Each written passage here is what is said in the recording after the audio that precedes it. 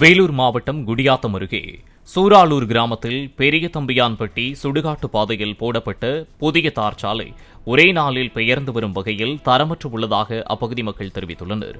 இது தொடர்பாக வீடியோ வெளியாகியுள்ள நிலையில் அதிகாரிகள் உரிய விசாரணை நடத்தி நடவடிக்கைகள் எடுக்க மக்கள் கோரிக்கை விடுத்துள்ளனர்.